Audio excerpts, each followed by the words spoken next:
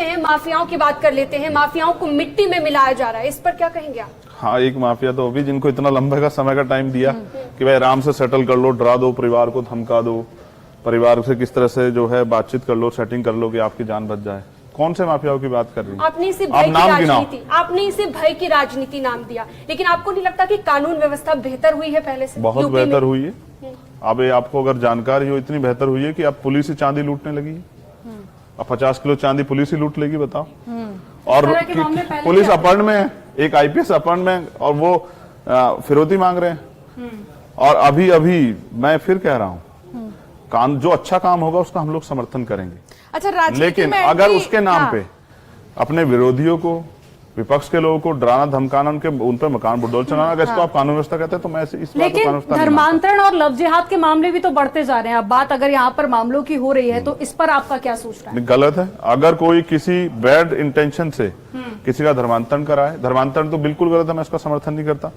लेकिन अगर लव जिहाद की बात आप करें, अगर कोई बैड इंटेंशन से कोई ऐसा काम कर रहा है, उस पर सख्त कार्रवाई। लेकिन अगर कोई प्यार कर रहा है तो उस पर कार्रवाई का मामला मैं इसको गलत मानता हूं। और किसी को कोई अधिकार नहीं। कल मैंने एक वीडियो देखी हमारे सहारनपुर की, एक महिला, एक बच्ची और एक लड़का है, उनकी आइडेंटिटी उसको जो है ना वो ओपन कर देती, उसका मुंह से मार्क्स निकाल लेती। आप भी बच्चियां हैं, आप सोचो कोई इसके किसी को जो है निजता का कैसे उल्लंघन कर सकता है? वो बालिग है, आप कौन होते हैं उसका मास्क नोचने वाले? आप उसकी फैमिली चेक करेगी।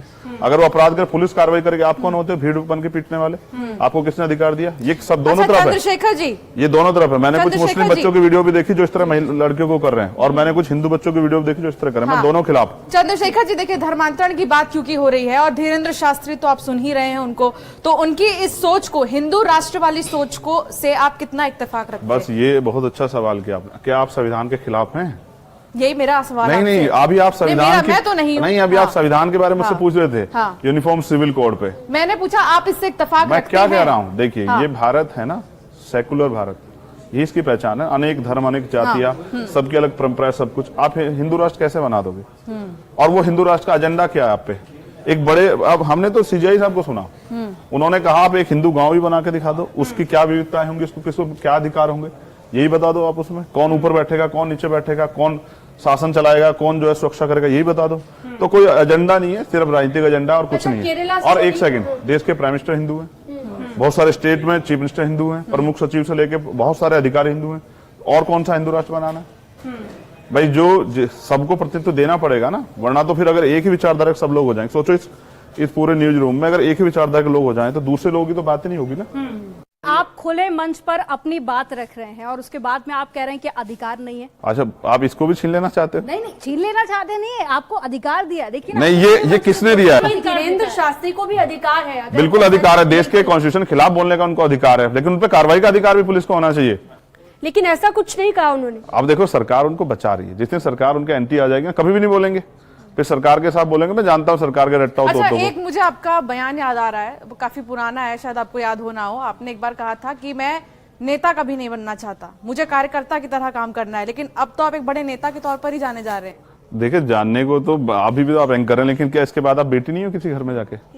किसी घर की बहू भी हो सकती हो, किसी की चाची, किसी की बुआ भी हो सकती हो, किसी भाभी भी हो सकती है। अच्छा नेता के नाम से जाना नहीं, मैं फिर कह रहा हूँ, देखिए हमारी जो मूवमेंट है, हम जो काम कर रहे हैं जिस उद्देश्य के लिए, वो राजनीति उसका एक सिंगल पार्ट है।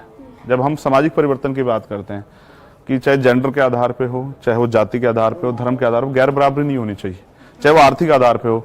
तो जिस मूवमेंट की हम बात करते हैं गैर बराबरी के खिलाफ, वो मूवमेंट में हम कार्यकर्ता बन के अच्छा काम कर सकते हैं। नेता तो यहाँ बहुत है, और नेता होता है, नेता जनता को देता नहीं है। आप खुद को नेता नहीं मानते? हाँ, मैं कार्यकर्ता हूँ, तभी तो आपके बीच में खड़ा हूँ। अच्छा, केरला नेता होता तो आपसे पहले पूछता कि भाई खड़े होकर बात करनी है, बैठ के बात करनी है। मैं तो एक सामान्य कार्यकर्ता हूँ, आपकी तरह खड़ा नहीं हूँ। देखो।